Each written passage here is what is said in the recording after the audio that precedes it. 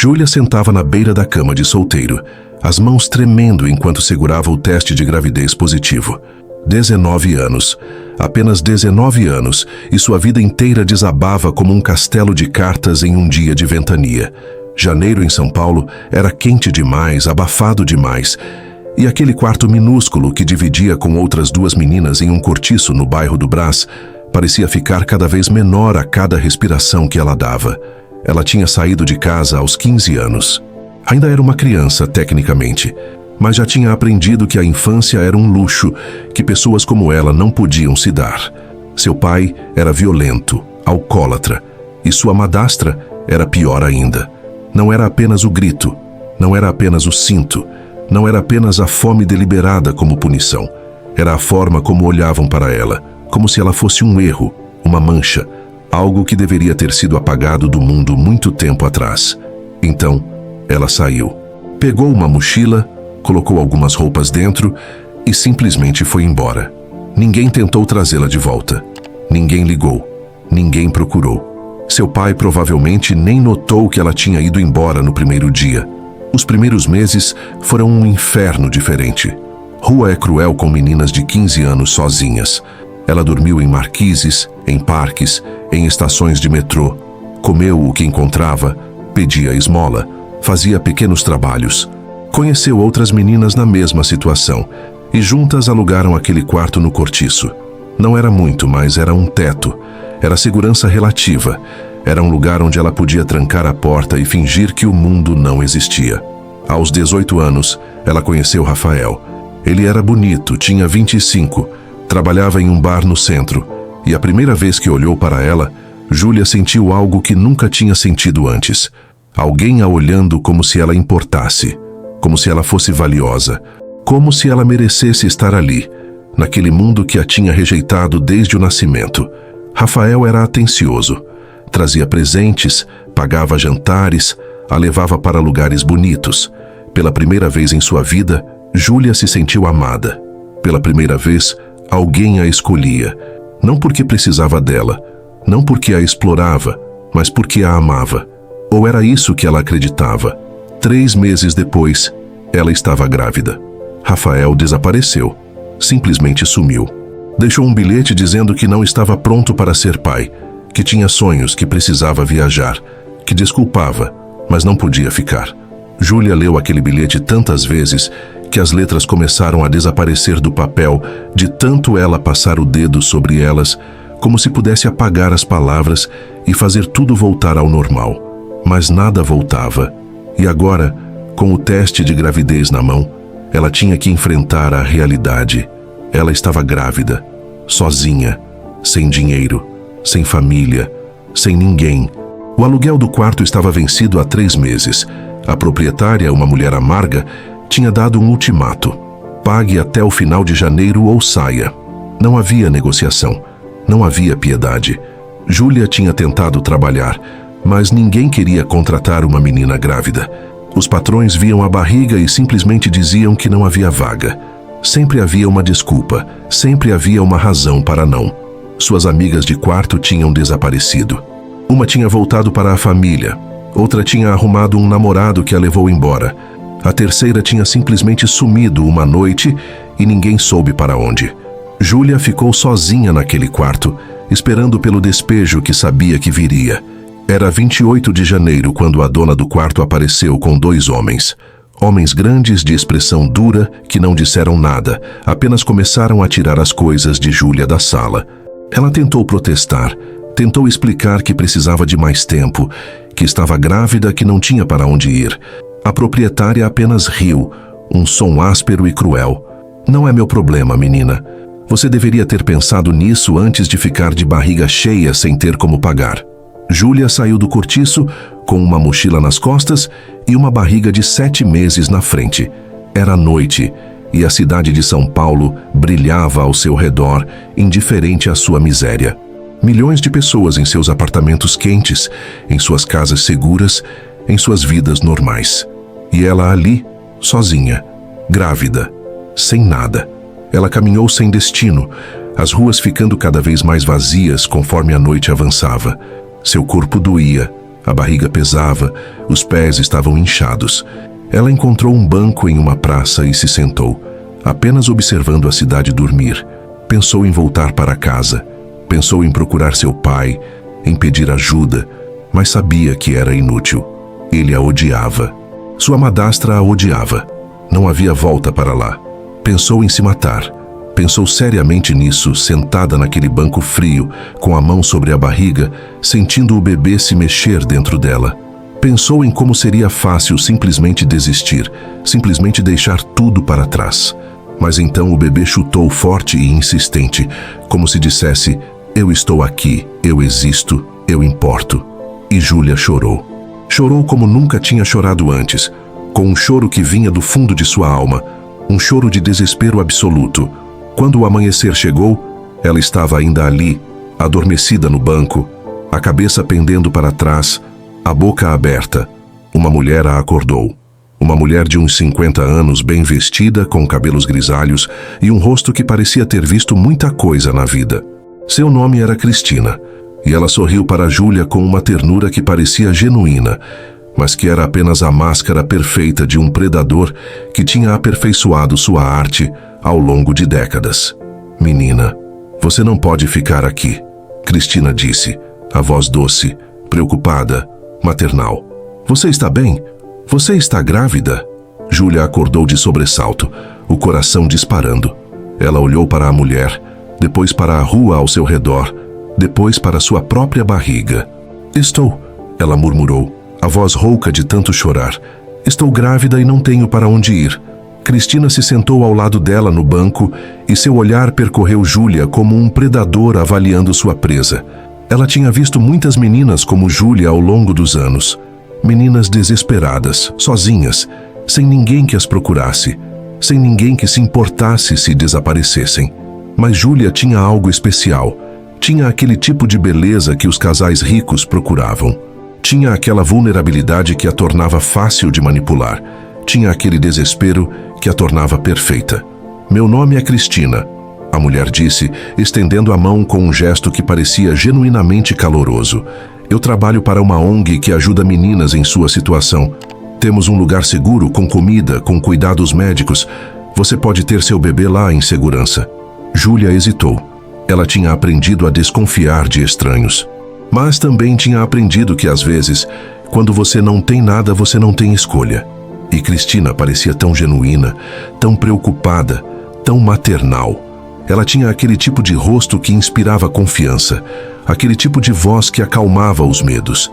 Ela tinha aquele tipo de presença que fazia você querer acreditar que tudo ficaria bem. Você promete? Júlia perguntou, a voz pequena, a de uma menina que tinha aprendido que promessas eram coisas frágeis que se quebravam facilmente. Eu prometo, Cristina respondeu, e mentiu com uma perfeição que tinha levado 30 anos para aperfeiçoar.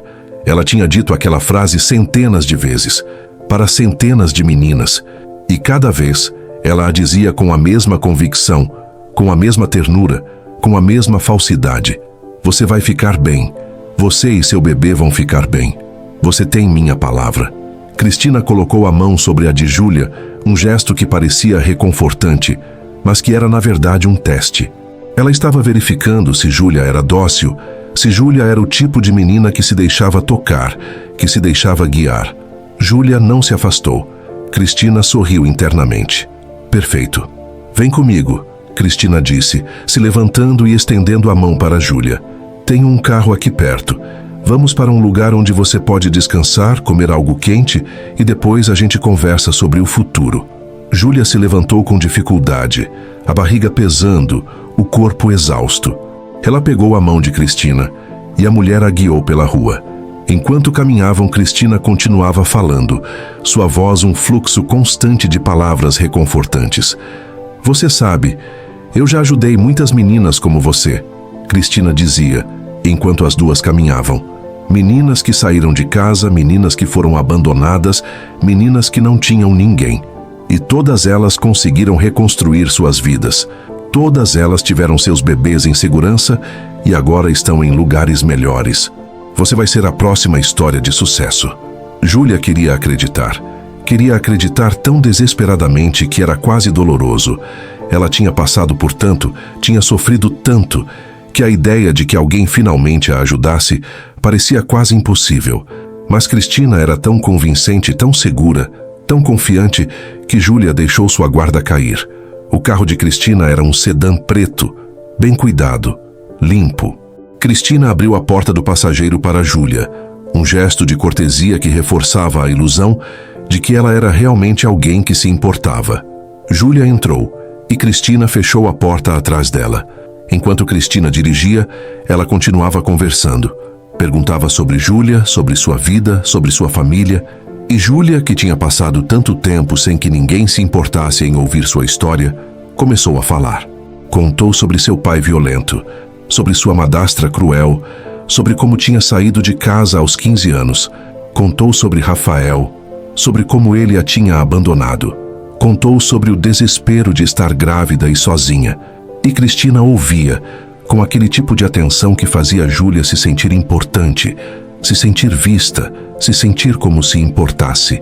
Cristina fazia perguntas, fazia comentários compassivos, fazia promessas sobre como tudo ficaria bem.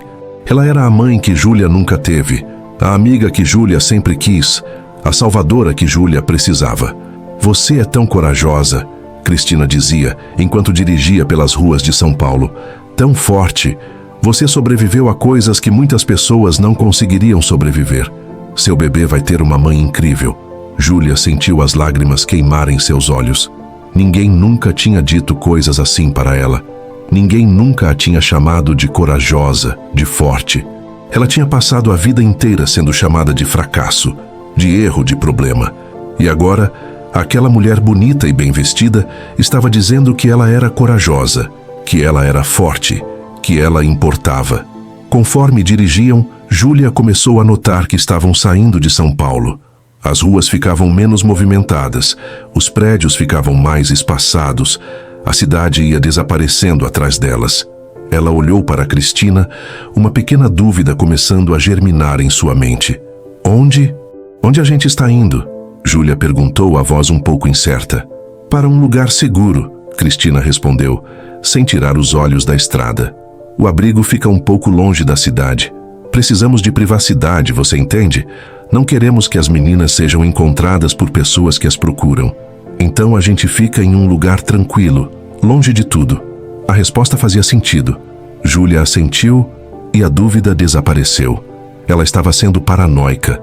Cristina era uma assistente social. Cristina trabalhava para uma ONG. Cristina a estava ajudando. Tudo estava bem. Mas então, depois de mais uma hora dirigindo, Júlia começou a se sentir estranha, cansada, muito cansada. Seus olhos ficavam pesados, sua língua ficava pesada, seu corpo inteiro ficava pesado. Ela tentou manter os olhos abertos, mas era como se estivesse lutando contra uma força invisível que a puxava para o sono. O que você colocou em mim? Júlia perguntou, a voz fraca, a língua pesada, as palavras saindo lentamente. Cristina olhou para ela com aquele sorriso que tinha parecido tão maternal, mas que agora parecia completamente diferente. Parecia predatório, parecia cruel. Apenas algo para você descansar, Cristina respondeu, e sua voz tinha mudado também. Não era mais doce, não era mais maternal, era fria, era calculada. Era a voz de alguém que tinha feito isso muitas vezes antes. Você precisa descansar. Você e o bebê precisam descansar. Júlia tentou abrir a porta, tentou gritar, mas seu corpo não obedecia. Tudo ficou escuro. Tudo desapareceu. Quando Júlia acordou, estava em um quarto limpo, bem decorado, com uma cama confortável e uma janela com cortinas fechadas. Por um momento, ela pensou que tinha sido um pesadelo, que Cristina era de verdade uma assistente social, que estava em um abrigo seguro, que tudo ficaria bem. Mas então a porta se abriu e um casal entrou. Um homem e uma mulher, ambos de meia idade, ambos com expressões de expectativa ansiosa. Eles olharam para Júlia como se olhassem para um objeto, uma mercadoria, algo que tinham comprado. Ela é perfeita, a mulher sussurrou, tocando a barriga de Júlia sem pedir permissão, seus dedos frios e úmidos contra a pele de Júlia. Quando o bebê nasce, Júlia tentou se afastar, mas seu corpo ainda estava fraco. Ainda estava sob o efeito das drogas. Onde eu estou? Quem são vocês? O homem sorriu, mas não era um sorriso amável. Era o sorriso de alguém que sabia que tinha poder sobre você, que sabia que você não tinha para onde ir, que sabia que você estava completamente à sua mercê. Você está em um lugar seguro, ele disse, e Júlia reconheceu aquelas palavras. Eram as mesmas palavras que Cristina tinha dito. Você vai ter seu bebê aqui. E então, você vai nos dar seu bebê. Nós vamos cuidar dele. Nós vamos dar a ele uma vida melhor do que você jamais poderia dar. Júlia sentiu o pânico tomar conta dela. Não, eu não vou dar meu bebê para vocês. Eu quero sair daqui. Eu quero falar com Cristina. Cristina já foi embora, a mulher disse, ainda tocando a barriga de Júlia com aquelas mãos que Júlia queria arrancar.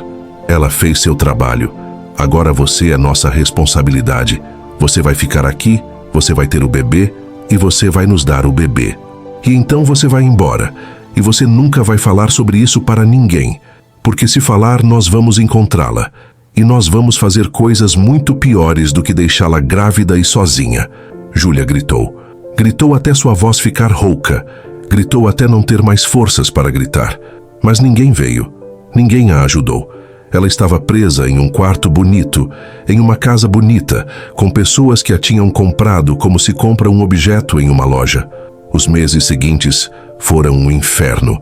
Júlia foi mantida em cativeiro, alimentada apenas o suficiente para manter o bebê saudável, vigiada constantemente, impedida de sair do quarto.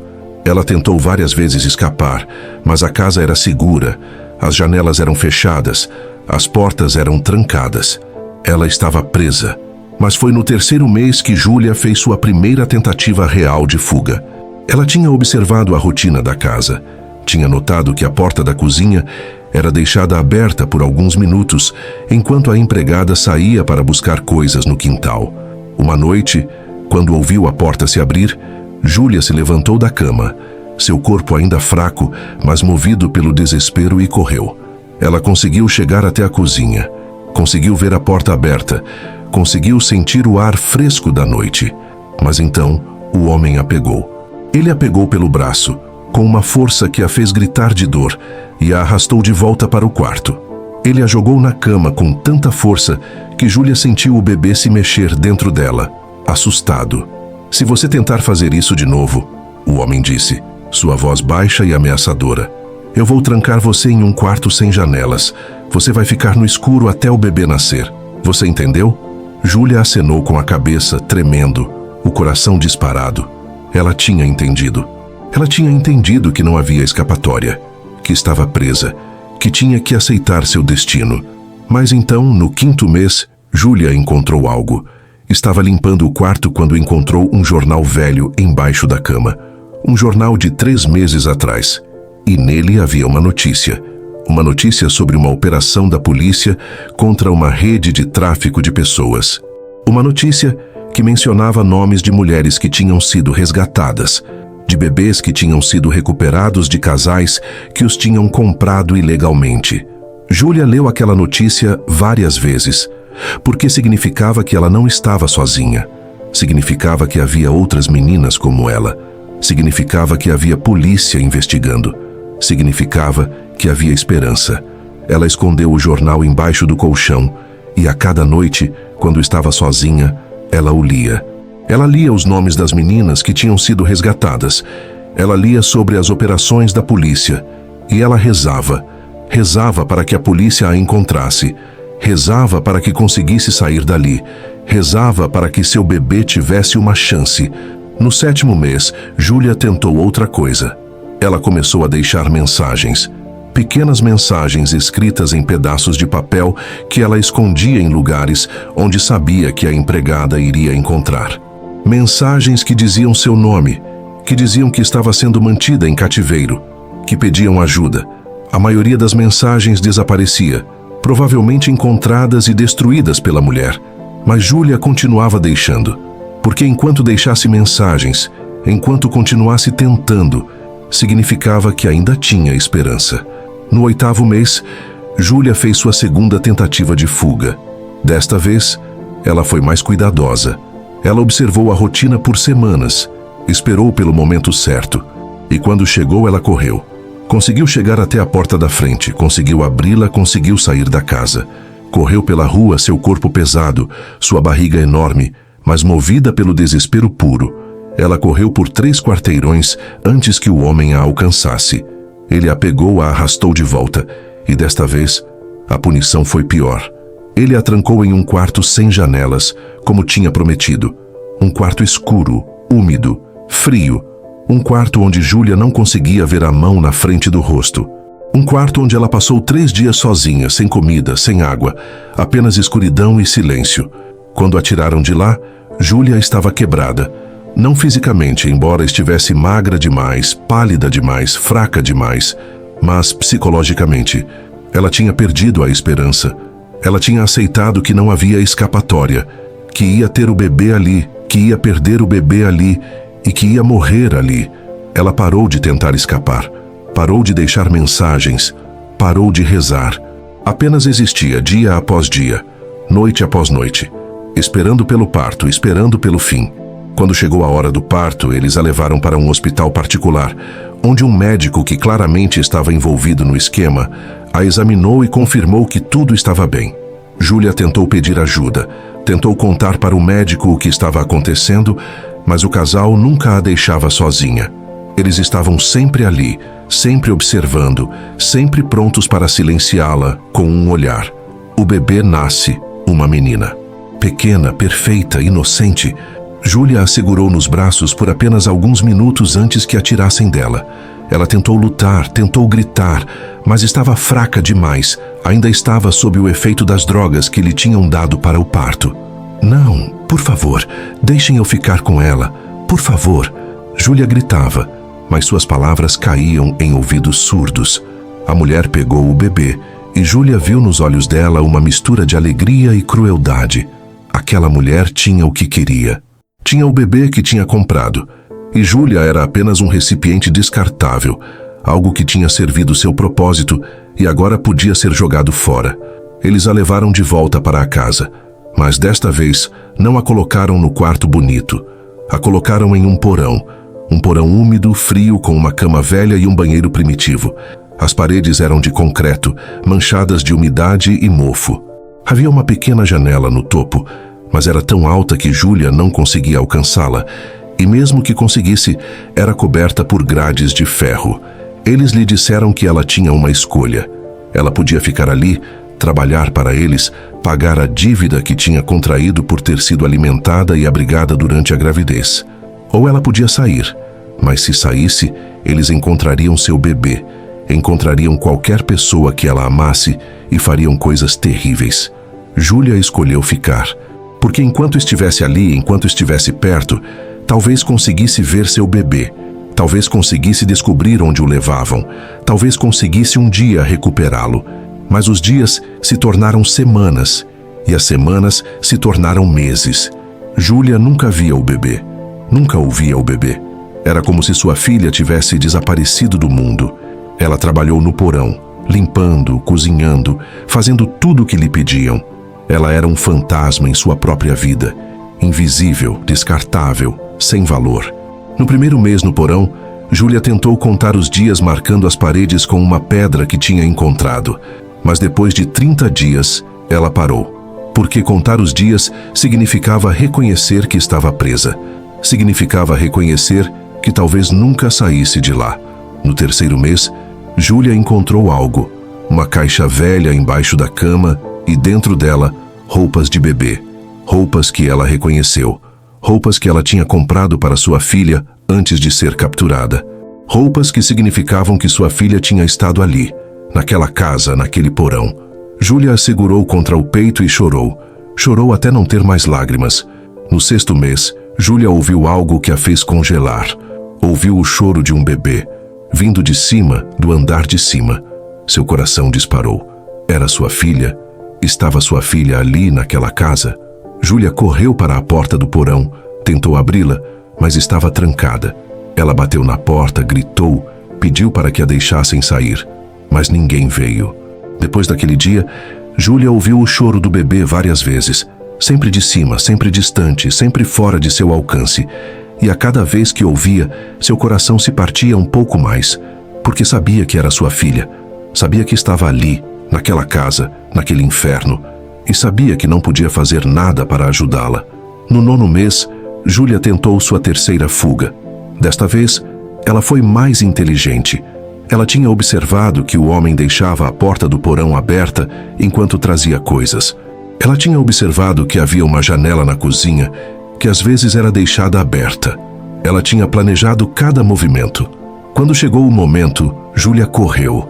Conseguiu chegar até a cozinha. Conseguiu ver a janela aberta. Mas desta vez, a mulher a viu. A mulher gritou e o homem veio correndo. Júlia conseguiu alcançar a janela. Conseguiu colocar as mãos no peitoril. Conseguiu se impulsionar para cima. Mas o homem a pegou pelos pés e a puxou para baixo. Desta vez, a punição foi diferente. Desta vez, eles não a trancaram em um quarto escuro. Desta vez, eles a espancaram. Não o rosto, porque precisavam que ela parecesse saudável se alguém a visse. Mas as costas, as pernas, os braços, eles a espancaram até ela desmaiar.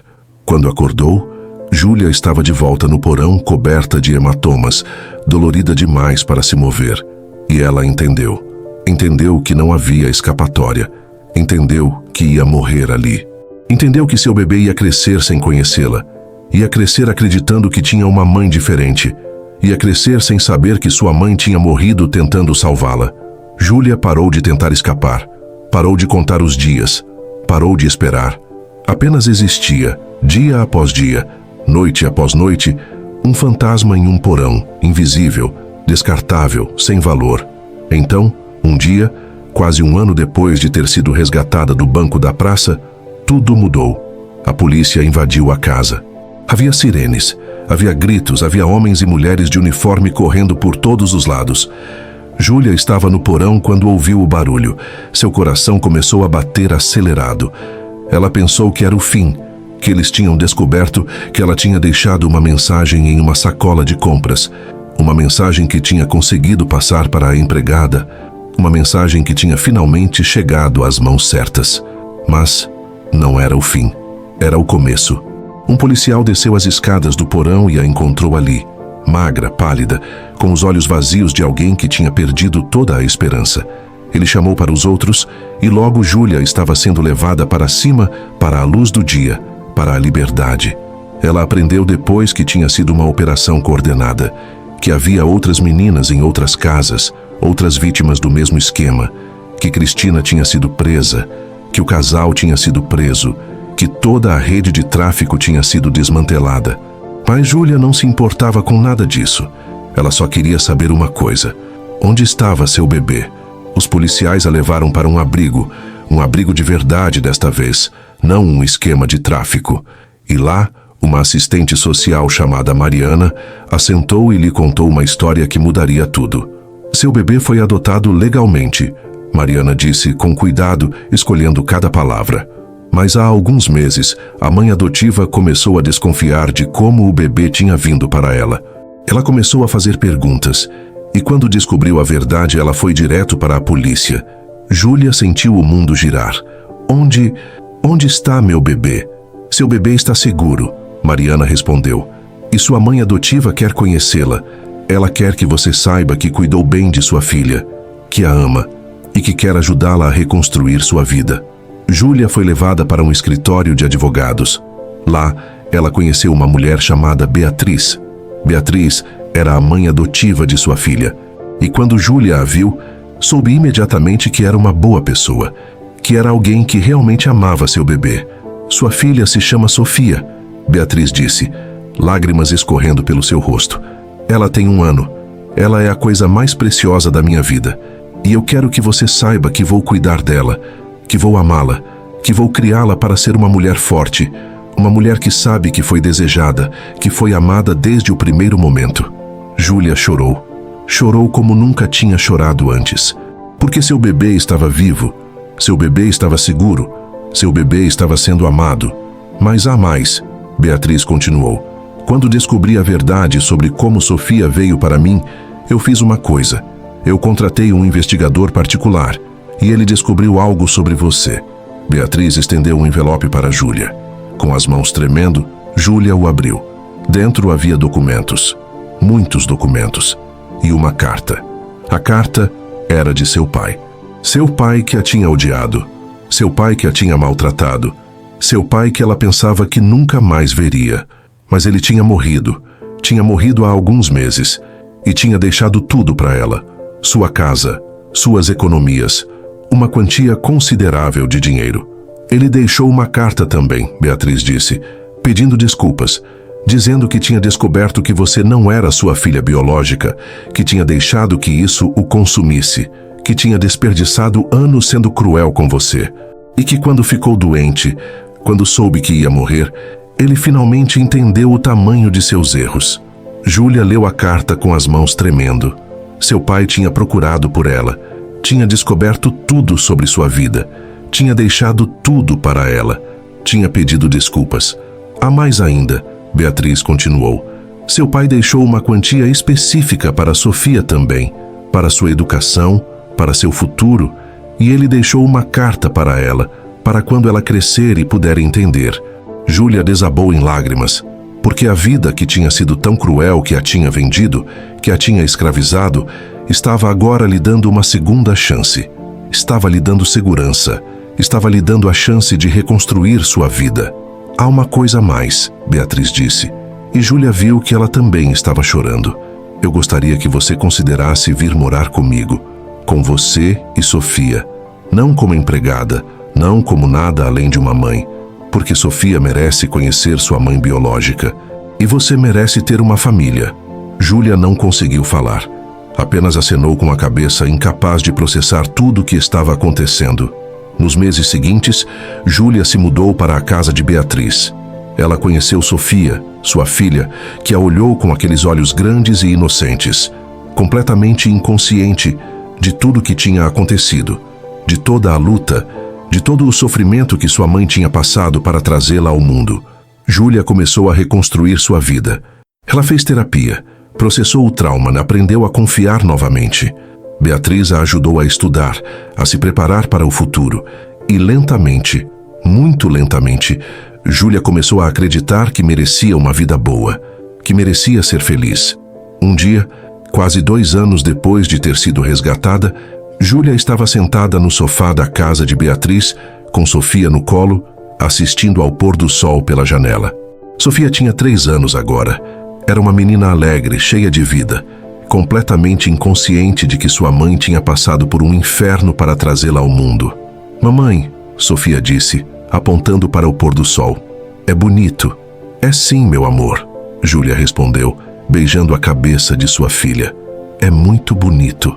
E naquele momento, Júlia entendeu que tinha sobrevivido, que tinha sido vendida, tinha sido escravizada, tinha sido descartada, mas tinha sobrevivido.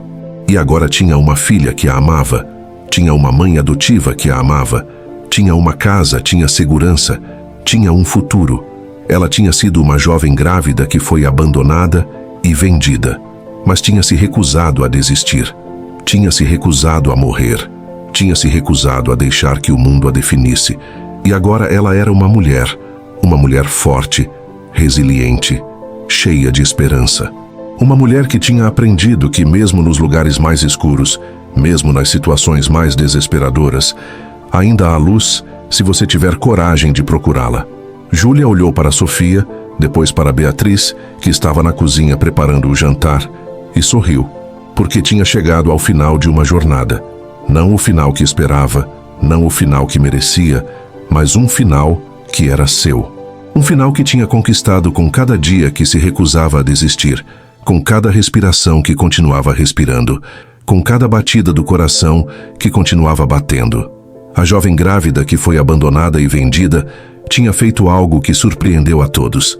Ela tinha sobrevivido, ela tinha se reconstruído, ela tinha encontrado uma família, ela tinha encontrado esperança. E isso, para uma menina que tinha saído de casa aos 15 anos, que tinha dormido na rua, que tinha sido traficada, que tinha sido escravizada, era tudo o que ela precisava, era tudo o que importava.